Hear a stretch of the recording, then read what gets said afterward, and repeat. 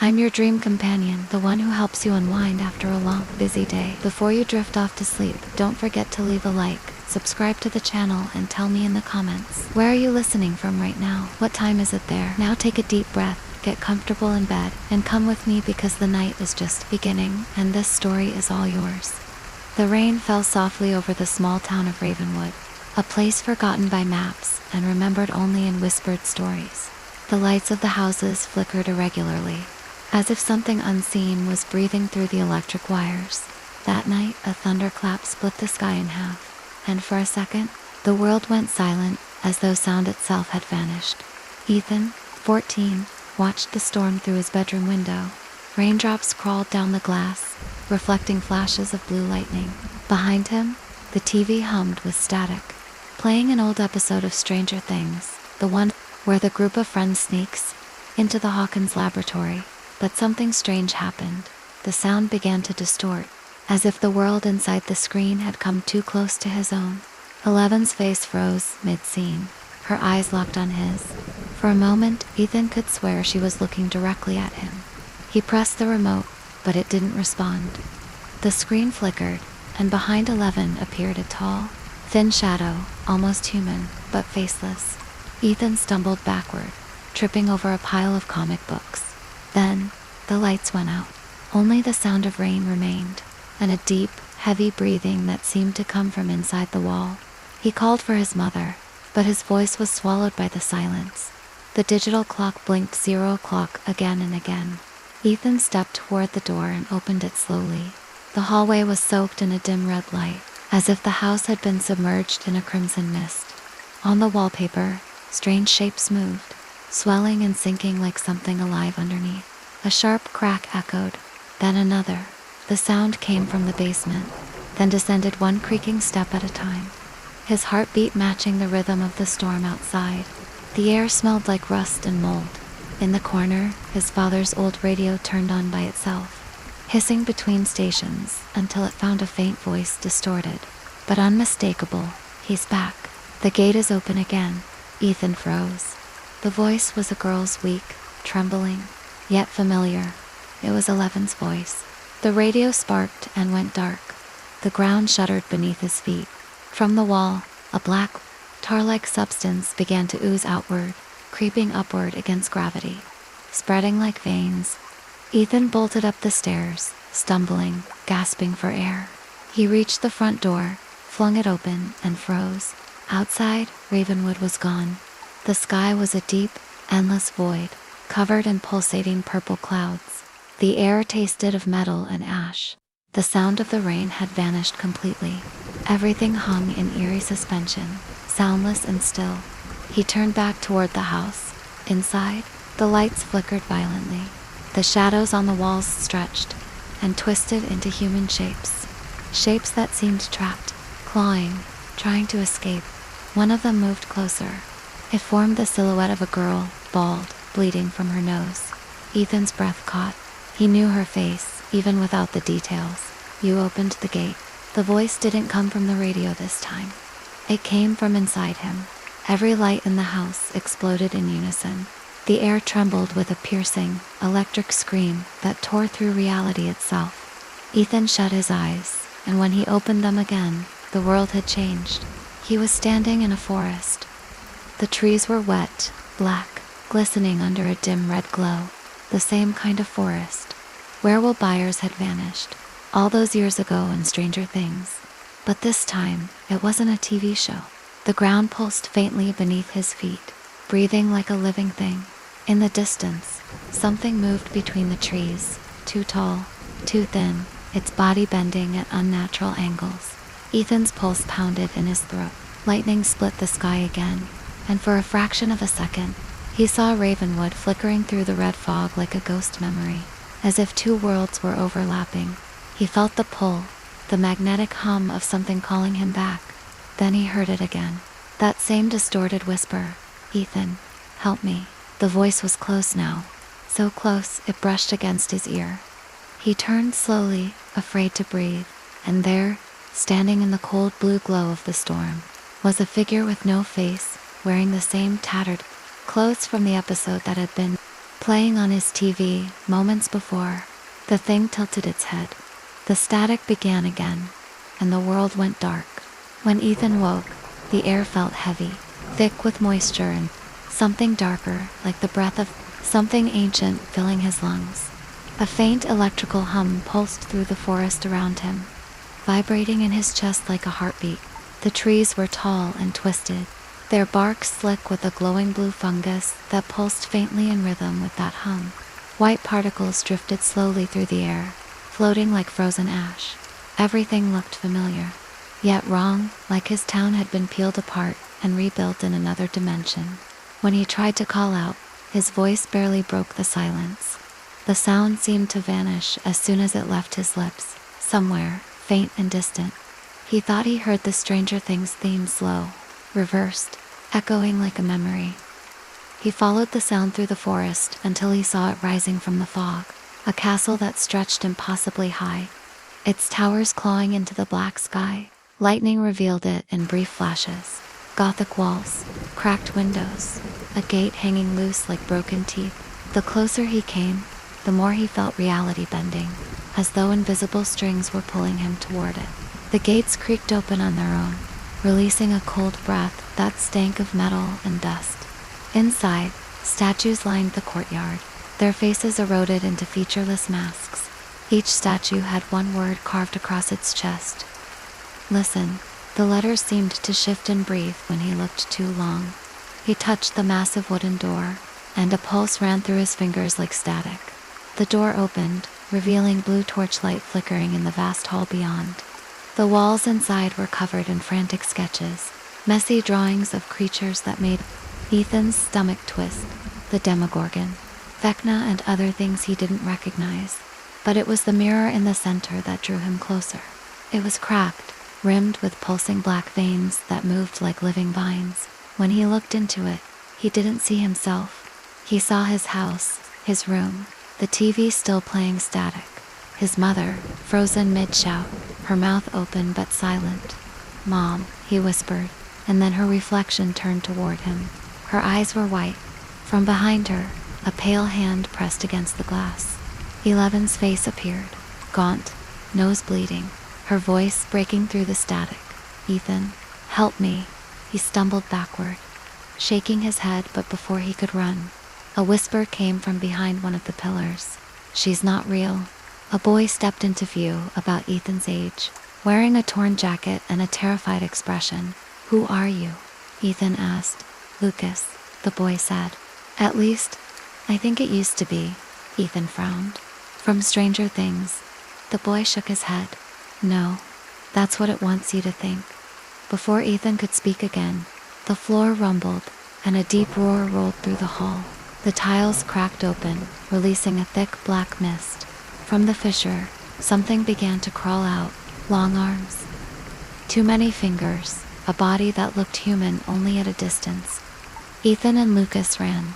The castle shook as the thing dragged itself upward, screeching in a soundless howl. Candles flickered out as they passed, and the hallways twisted behind them like a maze rearranging itself.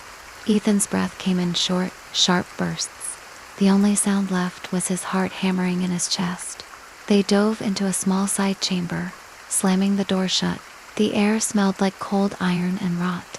Through the wood, they heard the creature's steps, slow, heavy, deliberate. It was sniffing, searching. Lucas whispered, "It feeds on sound. Don't move." They held their breath. The footsteps stopped, and for a moment the silence was complete, oppressive, suffocating, absolute.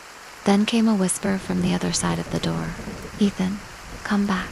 His blood ran cold. It was his mother's voice, but it wasn't calling from his world anymore. It was calling from the one that wanted to keep him.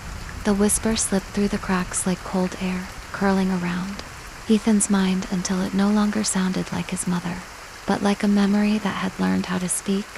He wanted to answer, but Lucas's hand clamped over his mouth. "It's not her," the boy mouthed. The footsteps faded, replaced by the same low hum Ethan had heard since waking up in that world.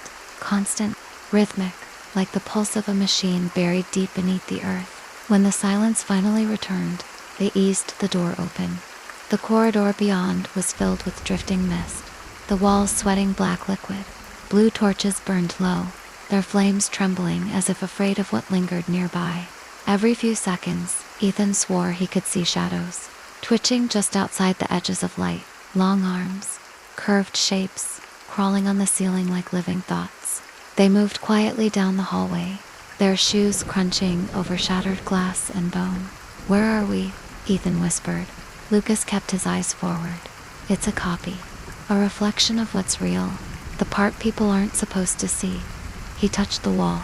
His hand sank into the stone like it was made of smoke. "This place feeds on memories, on fear. Once it knows your voice, it never lets you go." Ethan shivered. He could feel the truth in that sentence, deep in his bones. They turned a corner and found a stairway spiraling down into darkness. From below came the faint sound of dripping water and something else, a distant mechanical worry, like the hum of a lab machine. "That's where it started," Lucas said. "The gate, the same one they thought they closed years ago in Hawkins." The stairs seemed endless, each step colder than the last. When they reached the bottom, the air was heavy with static. The room ahead was enormous. Stone walls, lined with pipes and cables that looked decades old. In the center stood a massive circular machine, humming softly, surrounded by pools of black water that reflected the flicker of broken lights. It was alive, pulsing, breathing like some mechanical heart. Inside the ring of the gate, the air twisted and folded into itself, forming a shimmering, liquid mirror that rippled with ghostly faces and flashes of lightning. Ethan stared, his stomach tightening. "This is it," Lucas said. "The hole between worlds." They tried to seal it, but something used it to grow. As if responding to his words, the gate's surface convulsed, and a hand, pale and skeletal, pressed against the other side, leaving a smear of dark blood. Ethan staggered back, nearly slipping on the wet floor. "What is that?" he asked, voice cracking. Lucas didn't answer. He was staring into the gate, eyes wide, whispering something under his breath. Then Ethan saw why. A figure was forming inside the light, tall, wrapped in darkness, veins of red lightning crawling across its skin, its head tilted, slow and deliberate, as though recognizing them. "Vecna," Ethan breathed.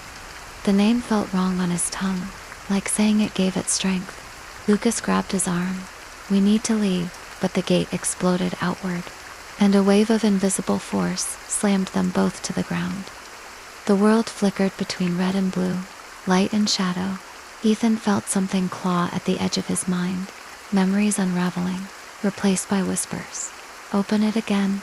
Finish what they started." He saw flashes: Hawkins, 11 screaming, the upside down spreading like roots through the earth. When the light faded, Ethan was alone. The gate still shimmered, but Lucas was gone. Only his flashlight lay on the ground, flickering weakly. "Lucas," Ethan called. No answer. His voice echoed back, distorted, repeating his words seconds later, but twisted into a different tone, deeper, like someone mocking him. He lifted the flashlight and turned slowly in place. The castle had changed again. The walls were melting, the floor breathing beneath his shoes. Every shadow seemed to stretch toward him. In the distance, he could see the faint outline of the mirror from before. But this time, it wasn't showing his house. It showed him, standing exactly where he was now. Except that his reflection was smiling. The gate behind him began to hum louder, spinning faster, drawing air inward. The wind howled through the corridors, pulling at his clothes. Ethan took one last glance at his reflection, then turned and ran. The noise followed him, a roar, a chorus of screams layered together. When he reached the stairs, a voice cut through the chaos, clear and sharp as glass. "You can't leave, Ethan. You're already on the wrong side." He didn't recognize it at first, but when he looked up, his heart froze. Standing at the top of the stairs was his mother, or what was left of her. Her skin was cracked, her eyes hollow, glowing faintly blue. She raised her hand, and behind her, the forests of the Upside Down appeared again, bleeding through the stone walls like a growing infection. Ethan stumbled backward, choking on fear. The castle shuddered, the gate screamed, and then, the world folded in on itself once more. She tried to calm herself. but her heart was pounding faster with every thunderclap. That's when she noticed something strange. The old mirror in her bedroom, the one she had inherited from her grandmother, was covered by a thin layer of mist, as if someone had just breathed against the glass. Even though there was no wind, the fog seemed to move on its own, forming shifting shapes that danced across the surface. Curious, Anna stepped closer. When she was just a few inches away, the mist slowly cleared, revealing a reflection that wasn't hers. It was a pale woman with dark, sunken eyes, standing behind her. Anna spun around, but the room was empty. When she looked back, the woman was still there, smiling. The smile was wrong, too wide, too human, and yet not human at all. The woman raised her hand and touched the glass from the inside. Anna stepped back, and the mirror trembled slightly, as if the touch had been real. The rain outside seemed too quiet, the world holding its breath. She wanted to scream, but no sound came out. She ran to the door and tried to turn on the light, but the switch wouldn't work. The mirror began to crack from within, thin lines spreading like veins across the glass, shaping into a distorted face, the echo of that awful smile. And then, one of the cracks split open completely, revealing something dark behind the mirror. A faint whisper escaped from within. "You let me in." The rain began as a soft drizzle, then turned relentless, coating the small town of Ravenshade in a slick, silvery gloom. Streetlights flickered, their weak glow cutting through the fog that clung to the cracked pavement like smoke. The town looked peaceful from afar, neat rows of houses, a quiet main street, the faint hum of power lines. But anyone who had lived here long enough knew that the silence of Ravenshade was a lie. At midnight, the air itself seemed to pulse, carrying whispers that didn't belong to the living. Samantha Price ran across the parking lot of the old mall, her sneakers splashing through puddles. The beam of her flashlight shook wildly as she moved, cutting across rusted cars and shattered glass. Behind her, something followed, slow, deliberate, heavy. It didn't sound human, more like something trying to remember what walking was. Every instinct screamed at her to keep running, but her curiosity was stronger than her fear. That's how it always began, in Ravenshade: curiosity, then blood. She pushed open the mall doors, which groaned like a dying animal. Inside, the air smelled of mold and old dust, the kind that settled over forgotten memories. A single neon sign buzzed weakly in the dark, spelling open even though the store beneath it had been abandoned for decades. Samantha stepped carefully, her heartbeat echoing in her ears. Somewhere deep inside, a drop of water fell, then another, then a voice faint, fragile, impossible. It wasn't her imagination. The words were clear, whispered directly behind her ear. "Do you remember 1978? She froze. Every child in Ravenshade had heard about that year, the year the murders began, the year the town's name stopped appearing on maps. Her mother used to whisper stories about the teenagers who vanished after a summer carnival, about the fire that burned but never truly died. And now, standing in the ghostly mall with the rain hammering outside, Samantha realized something terrifying. Ravenshade wasn't haunted by its past. The past was still here, awake, breathing, and waiting for her. The storm outside grew louder, thunder rumbling like the growl of something ancient beneath the earth. Samantha's flashlight flickered again, then died completely, leaving her wrapped in darkness. For a moment, all she could hear was the rain hitting the roof, until she noticed the faint hum of electricity coming from deep inside the mall. She followed the sound, her phone's screen providing a weak glow that painted her face ghostly pale. The source was a broken arcade machine standing in the middle of the food court. The screen buzzed, colors bleeding together into a distorted reflection, and in that reflection, she saw herself. But the girl looking back wasn't the same. The reflection smiled while Samantha didn't. Its eyes were darker, sunken, as if something hollow lived behind them. Her phone's light began to dim again, and for a second, she thought she saw movement in the glass, her reflection raising a hand. Slowly, deliberately, she dropped the phone. When it hit the floor, the lights in the entire mall surged on. The food court came alive in a sickly yellow glow. Tables overturned. Old posters clung to the walls, peeling and blackened by mold. And there, At the far end, a group of figures stood motionless. Teenagers dressed in 1970s clothes, soaked in blood, staring straight at her. One of them stepped forward, his head tilted slightly to the side, eyes black as ink. "Do you want to see what they did to us?" he asked, his voice brittle, layered with static. Samantha couldn't move. Her breath came in sharp gasps.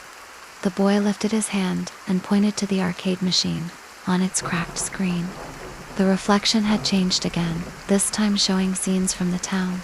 The school, the woods, the river, and people dying in ways that seemed too real to be old legends. Every death played like a memory that refused to fade. The boy's voice echoed again, now softer, sadder. "They buried us, but not deep enough." Then, the lights went out once more. But before the darkness swallowed her, Samantha caught a glimpse of something impossible in the glass. The mall wasn't abandoned anymore. People filled the hallways, laughing, dancing under flickering lights as if the carnival of 1978 had never ended. Only, their faces weren't right. Their smiles were too wide, their eyes too empty. Ravenshade was alive again, but not in the way it should be. The next morning, the sun never truly rose. A gray fog hung low over Ravenshade, coating everything in a colorless haze. Samantha stumbled through the woods on the edge of town, still wearing the same clothes as the night before.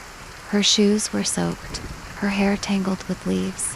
The memories of the mall clung to her like a fever dream, but the bruises on her arms told her it had been real. Every time she blinked, she saw the blood-stained teenagers staring back at her, their mouths moving silently, their eyes begging. She followed the sound of water until she reached Hollow Lake, a place locals avoided after dark. The surface was perfectly still, reflecting the fog like a sheet of glass.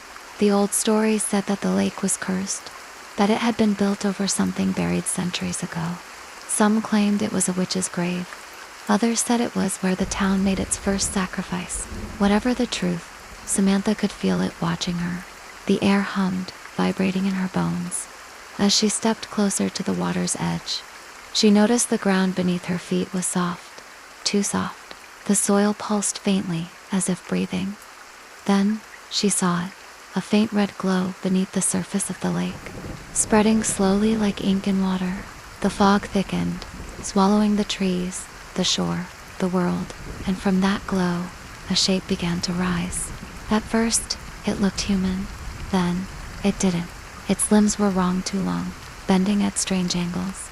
Its head tilted as if trying to recognize her, and when it spoke, its voice was layered with echoes, like 1,000 whispers overlapping. "You opened the door again," it said. Samantha stumbled backward, tripping on the roots. Her mind raced. She remembered what the reflection had said. They buried us, but not deep enough. The red glow grew brighter, illuminating faces beneath the water, dozens of them, trapped in eternal silence, their eyes wide open. The creature stepped onto the shore, the ground steaming under its feet. Behind it, the lake began to churn violently, waves crashing against invisible walls. And then she realized something worse. This wasn't just one spirit or one curse. It was all of them. Every death, every story, every horror Ravenshade had ever tried to bury was now clawing its way back to the surface. The screams rose from the water like a storm, blending with the wind, echoing through the trees. Samantha turned and ran, but she knew there was nowhere left to go. The town itself was waking up, and it was hungry for revenge. By the time Samantha reached the center of town, night had fallen again, though it felt as if the sun had never truly returned.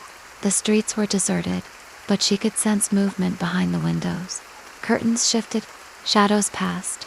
Somewhere in the distance, the church bells began to toll, even though the church had been abandoned for decades. Each chime sounded deeper than the last, vibrating through her chest like the heartbeat of something buried beneath the town. Ravenshade wasn't just haunted, it was alive. She stopped in front of the old library. Its doors hung open, creaking in the wind. Inside, candles flickered along the walls, lighting a narrow path toward the basement stairs. The air smelled of damp wood and burnt wax. Every step echoed, whispering her name in faint, distorted echoes.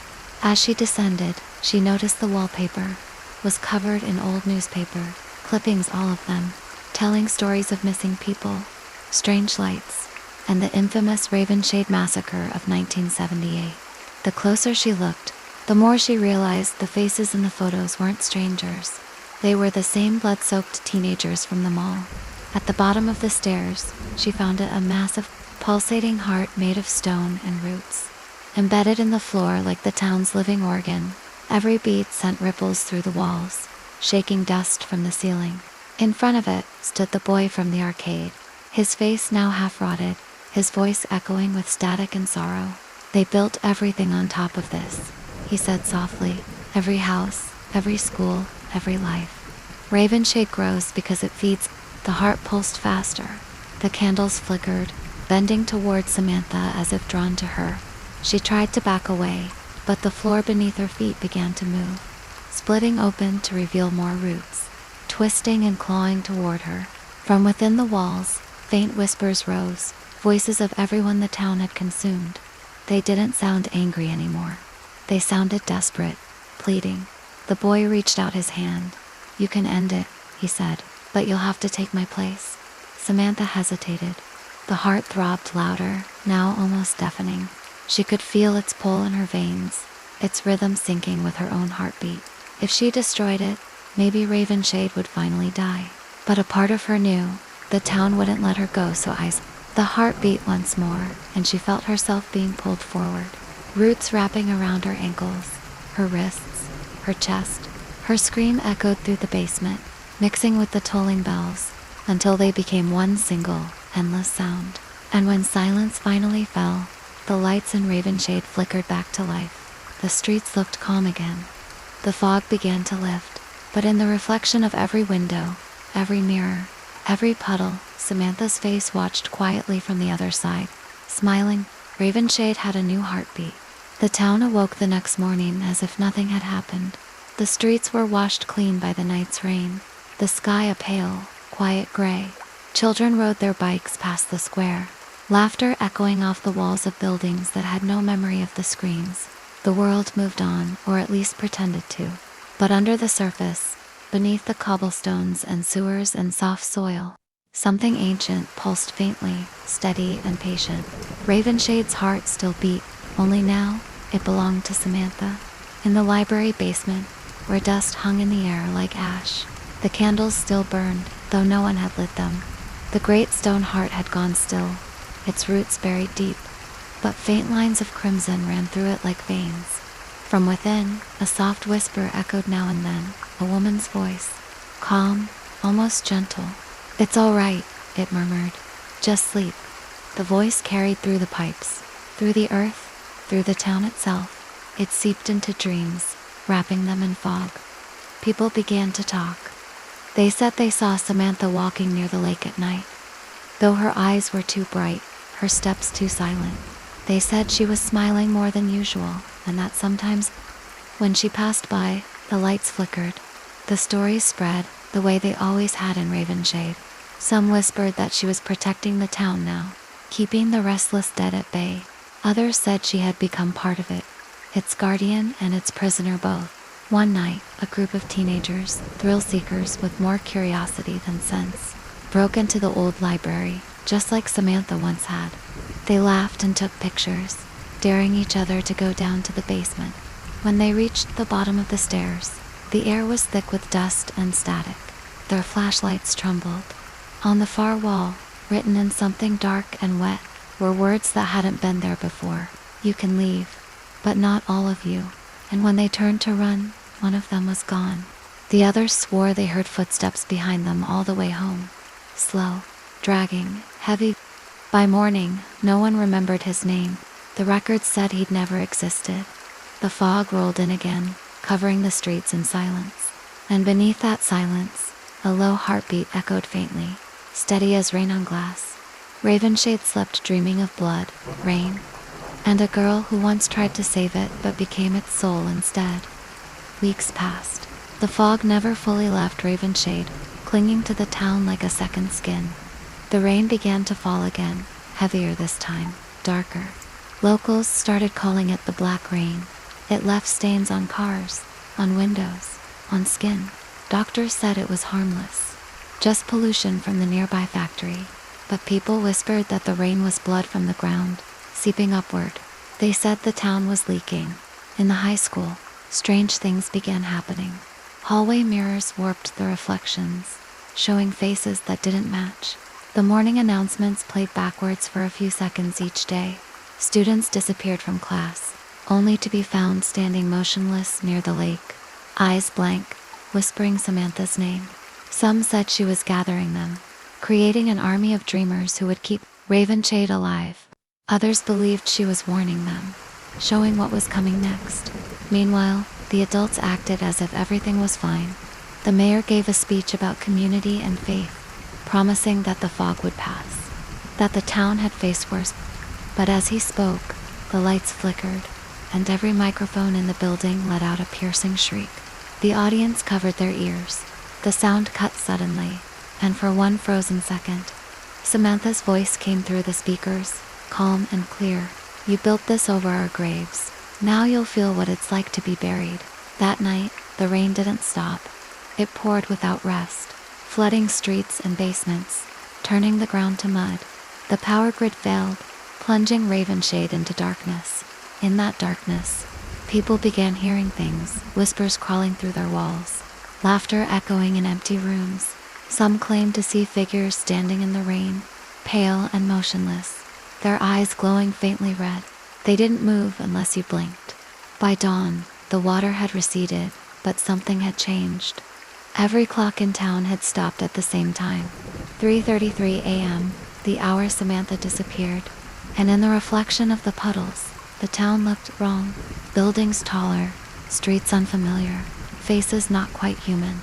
Ravenshade had shifted, folding in on itself like a bad dream. The line between the living and the dead was gone, and the black rain was only the beginning. The following week, Ravenshade held its annual harvest festival, or at least, that's what the banner said. But everyone felt it. Something about this year was different. The carnival lights flickered like dying stars, and the air carried a metallic taste, sharp and heavy. The fog that had once stayed near the lake now covered every inch of the town, curling around the Ferris wheel and carousel like fingers. Still, people came. They always did. In Ravenshade, pretending was a form of survival. At sunset, music filled the square, old songs that no one had requested, playing from speakers that hadn't worked in years. The laughter sounded forced, hollow. Children chased each other through the fog, their shadows stretching far too long across the cobblestones. Near the edge of the fairgrounds, Samantha appeared again. Her white dress shimmered faintly beneath the carnival lights, soaked through as if she'd just stepped out of the lake. People whispered her name, some backing away, others drawn closer, like moths to a flame. Her eyes glowed faintly gold this time, not red, calm, watchful, almost sad. Then the Ferris wheel stopped. Every light in town went out. Silence swallowed the air, thick, suffocating. From somewhere beyond the fog came the faint sound of bells, the same low tolls that had echoed the night Samantha vanished. One by one, people began to turn toward the center of the square, where the fountain stood. The water inside had turned black, bubbling as if something beneath it was breathing. The ground trembled.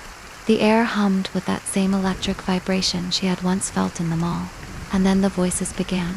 They rose from the fog, dozens of them, laughing, crying, whispering, overlapping in a deafening chorus. The dead of Ravenshade had come home. Figures stepped out of the mist. The blood-stained teenagers from 1978, the lost children, the missing workers, all moving together toward the living. No one screamed this time. The crowd just stood there, paralyzed, as if hypnotized. Samantha raised her hand slowly, and for a moment, it seemed like she was trying to stop them.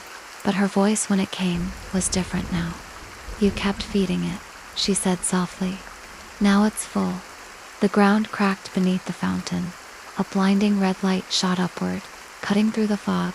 From beneath the square, something vast began to rise, a structure made of stone and bone, pulsing like the heart she had once seen in the library.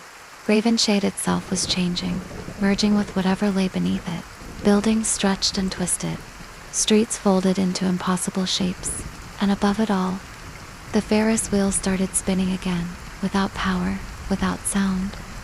By morning, the fog was gone.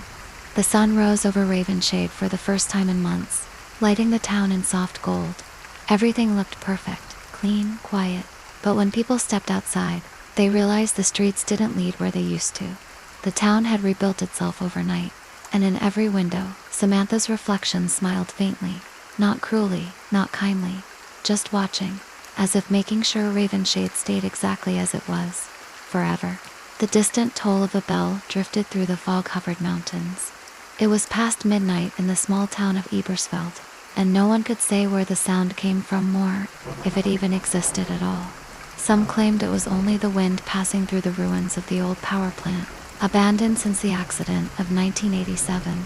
But to Clara Weiss, a physics student who had returned to town after 20 years away, the sound felt more like a calling, an invitation to revisit the past she had tried so hard to forget. The streets were empty, glistening with rain, and the faint yellow lights of the houses flickered, as if the power itself was breathing. Ebersfeld had always been a place where time seemed wrong, where clocks stopped at the same minute, where people whispered about disappearances, and where the forest swallowed more than it returned. Clara walked past the closed cafe and the rusted bus stop, her eyes fixed on the black silhouette of the power plant in the distance. It stood like a monument to something the town refused to remember. When she reached her childhood home, she noticed the front door was already open. Her father's old clock ticked on the wall, but the pendulum moved backward. The air smelled of dust and rain, and there was a strange sound coming from the basement, a low hum, rhythmic like a pulse. Clara hesitated, gripping the doorknob as if it could anchor her to reality. Her father had disappeared down those same basement steps 33 years ago. Each step she took downward felt heavier, as if gravity itself was deepening. The light bulb flickered, revealing the concrete walls covered in notes, photographs, and equations. In the center of the room was an old radio, still humming with static. Beside it, a tape recorder clicked on by itself. November 5th, a man's voice said, distorted by the tape. The cycle begins again. Clara froze. The voice was unmistakable. It was her father's. The radio suddenly crackled louder, and a faint signal came through. It wasn't music. It was breathing. Heavy, slow breathing that matched her own. Then, a whisper, Clara. The basement lights went out. The only thing left was the sound of the bell, again closer this time, echoing not outside, but inside her mind. Somewhere deep within the power plant ruins, a clock struck midnight once more, and the world of Ebersfeld quietly shifted. In that single moment, time folded in on itself, and Clara realized the truth she had always feared. The past wasn't behind her, it was waiting. The morning after felt unreal. The storm had passed, but the sky hung gray and heavy over Ebersfeld. Clara woke on the floor of her basement, unsure how long she had been there. The radio was silent now. The tape recorder melted in places as if scorched by heat. Her hands trembled when she found a note pinned to the wall that hadn't been there before. The handwriting was her father's. Find the path beneath the reactor. It was dated the same day, but the year read 1954. She drove toward the edge of town where the old power plant loomed like a carcass. Fences were rusted, warning signs faded. The smell of wet metal clung to the air. For decades, people had whispered that the tunnels beneath the plant were deeper than anyone admitted, that they connected not only to the old mines, but to something older, something that predated the town itself. Clara parked the car near the broken gate, her flashlight cutting a narrow beam through the mist. Inside, the corridors breathed. Every sound echoed too long, as if the walls themselves remembered every footstep. The deeper she went, the more wrong everything felt. The pipes were warm to the touch, and she could hear faint voices, like distant radio signals. When she turned a corner, she found a door marked W33. It was sealed with chains, but on the ground lay a key, clean and shining as though it had just been placed there. Someone or something wanted her to go inside. The room beyond was small, filled with machines covered in dust and cobwebs. In the center stood a large glass sphere connected to thick wires and valves. Inside the glass, faint blue light pulsed like a heartbeat. Clara stepped closer and saw her reflection shimmer and then change. It wasn't her. It was a younger version of herself, standing on the other side of the glass, staring back in terror. The younger Clara mouthed something she couldn't hear. Then the glass cracked, a sound like thunder underground. She stumbled back, and the lights in the corridor began to flicker in rhythmic bursts. 3 flashes. Pause. 3 flashes. The same pattern her father had taught her when she was a child. Their secret code. It led her through the tunnels, deeper into the earth, until she reached a door labeled Temporal Core Access. There another note waited on the floor. The cycle protects itself. Don't open what's meant to stay closed. But Clara, shaking, reached for the handle anyway. As she turned it, the air grew colder, denser. A metallic taste filled her mouth, and the hum from before returned only. Now it was everywhere, vibrating through her bones. The door creaked open, revealing not darkness, but light. Endless, blinding white light that seemed to stretch forever. And in the heart of it, she saw a figure standing still, her father. Just as she remembered him, not aged a single day. You shouldn't be here, he said, his voice both distant and near. You'll start it again. Clara's knees weakened as the light swallowed her, the echo of her father's words still vibrating in her skull. When the brightness faded, she found herself standing in the same tunnel, but it wasn't the same. The walls were cleaner, newer. The air smelled of oil and fresh paint instead of mold.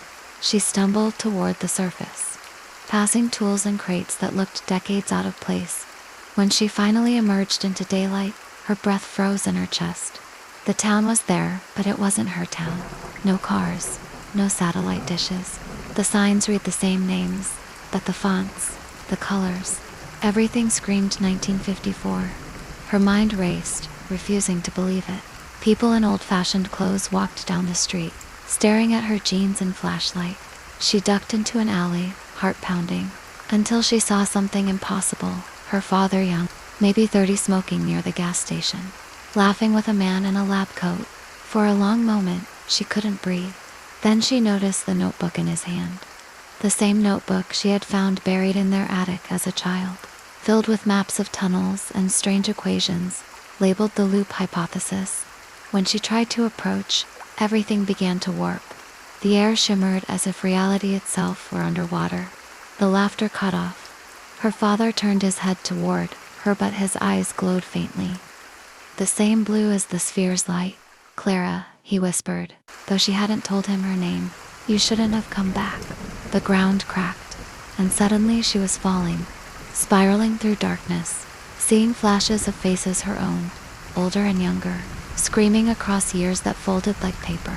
She woke up gasping inside a room she didn't recognize. It was her basement again, but older, like it hadn't been lived in for decades.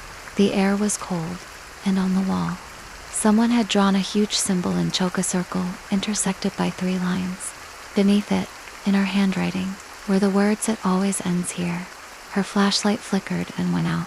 Then, in the silence, the radio hissed to life. A distorted voice whispered through the static. The path beneath the reactor opens again. Time feeds itself. She clutched her head, memories folding in on themselves. She remembered opening the door before, remembered her father disappearing, remembered herself standing in that same glowing room but older, warning her younger self not to repeat it. The truth began to take shape. The town wasn't cursed, it was trapped, looping endlessly between decades, each generation feeding the next. She was both the daughter and the origin. The light in the tunnel wasn't a doorway. It was a mirror showing the end. That always becomes the beginning. As thunder rumbled above, Clara looked at the chalk symbol again and finally understood. The loop wasn't a mistake. It was designed to contain something beneath the reactor, something older than time itself. And every time someone tried to break it, the cycle began again. Her father hadn't tried to stop it. He'd tried to maintain it. The realization chilled her to the bone, because now she knew the hum growing in the walls wasn't the sound of machines. It was the sound of the loop preparing to reset. The siren began again at Donna Hollow. Metallic wail rolling through the empty streets of Clara stared out the cracked window of her father's old house, the sound vibrating through her ribs like a pulse. The streets below were deserted, but every light in town had turned on at once, glowing faintly blue. She felt it deep inside. The cycle was shifting. Something or someone was about to take their place in the loop. The radio still whispered fragments from the night before, repeating the same message over and over. The keeper must awaken. She descended into the basement, each step creaking like a warning. The chalk symbol on the wall had changed. It was no longer a circle, it had opened into a spiral, winding endlessly inward. A new line of writing had appeared beneath it, in the same handwriting as before. To end the loop. Become it. The words burned behind her eyes. She tore through old boxes, finding photographs that shouldn't of herself standing beside her father in years she hadn't lived yet. In one of them, she was older, her eyes glowing faintly, her expression distant, almost divine. The tunnel door stood half open now, the cold air spilling through. She heard footsteps inside, slow, deliberate. A figure emerged from the dark, wearing the same coat her father used to wear, its face hidden beneath a cracked mask of glass. For a moment, she thought it was him, but when it spoke, the voice was her own. "It's time, Clara," it said softly. "You've seen what happens when we resist. You've seen what happens when we run." The figure raised its hand, and she saw the mark of the spiral glowing in its palm.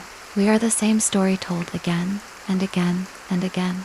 She wanted to run, but the light began to pulse, surrounding her, pulling her toward the tunnel. The masked figure stepped aside, revealing the chamber below, vast, ancient, and alive. The reactor loomed in the center, its core pulsing with the rhythm of a heartbeat.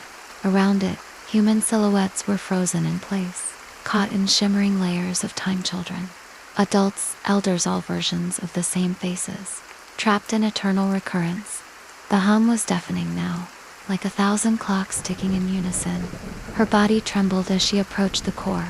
The sphere of light floated above it, breathing, shifting, calling. She saw flashes of the town in ruin, of herself screaming inside the loop, of the masked figure watching from the shadows. The truth crashed down on her. Every cycle required a keeper, someone to stabilize the fracture between moments. Her father had been the last one, and now, his time had ended. That was why she was brought back, why the loop had reopened. Tears blurred her vision as she stepped closer. "If I become it," she whispered, "does the town survive?" The masked version of her nodded once, silent. The sphere expanded, wrapping around her like liquid light, its warmth and cold intertwining until they were the same. As it consumed her, she saw her reflection one last time, glowing blue, expression calm. When the light faded, the reactor went still. The siren stopped. The town fell silent once more, trapped in peace that wasn't peace, at a lonely the quiet between loops. The town of Eberseld awoke to a strange stillness. The storm that had raged through the night was gone, leaving the streets coated in a thin layer of frost that shimmered under the pale morning light. Birds were silent. The clock tower stood frozen at 6:06 a.m., its gears unmoving, as if time itself had exhaled and decided not to breathe again. Only one person noticed the change, a boy named Elias Kinnig, 16, restless, and too curious for his own good. He had been dreaming of blue light for weeks, and now that same glow seeped faintly through the cracks of the forest floor near the old reactor. Elias skipped school that morning. He followed the path through the woods, his breath visible in the cold air, the trees whispering secrets that weren't quite words. The closer he got to the ruins, the stronger the hum became, a low, rhythmic vibration that made the air taste like metal. When he reached the tunnel entrance, the door stood ajar, covered in frost. Someone had drawn a spiral on it, faint but unmistakable. He touched it, and for a moment the world seemed to tilt. The sky flickered, morning, night, morning again. Then everything snapped back. His pulse raced. Something inside the tunnel called his name. He stepped into the dark, his phone light cutting a thin path ahead. The tunnel stretched deeper than it should have, its walls pulsing faintly with veins of light. At the end, he found a room, a perfect circle carved in stone. In the center hovered a small metallic sphere, cracked but still breathing with faint blue energy. Around it, symbols glowed in chalk, overlapping names and dates: 1954, 1987, 2019, and a new one 2046. Beneath the numbers, a message written in shaky handwriting read, "Every end is another beginning." Elias crouched closer, drawn to the sphere's faint heartbeat. When he reached out, a cold shock ran up his arm. The lights flared, blinding him. He saw flashes, faces he didn't recognize, then one that froze his blood. A woman standing beside the reactor, her eyes glowing, her mouth whispering his name. Clara. He didn't know her, but she looked at him with the kind of sadness that carries centuries. "You shouldn't have come," she said, just before the vision shattered into fragments of time collapsing on themselves. He screamed, but no sound came out, only the echo of the loop awakening again. When Elias stumbled out of the tunnel, hours had passed, or maybe seconds. The sun hung low in the sky, but the shadows were wrong. The town looked older, the cars different, the houses decayed. He pulled out his phone, no signal. The clock still read 6:06 from the church tower. The bell began to toll, slow and heavy, each strike vibrating through his bones. He turned back toward the forest, and for a heartbeat, he saw her, Clara, standing where the tunnel had been, watching him from across decades. Then she was gone, like she'd never existed. The wind picked up, carrying a faint whisper that wound through the empty streets. The keeper must awaken. Elias looked down at his hand and saw the faint outline of the spiral burned into his palm. The hum rose again beneath his feet, a sound like the beginning of something ancient, infinite, inevitable. He took a trembling breath and whispered to the cold air, "What if I don't want to be part of it?" But the town didn't answer. It never did. Above him, the sky flickered between night and day, as if reality itself couldn't decide what time it was. And somewhere deep below, in the reactor's heart, the loop began to turn once more.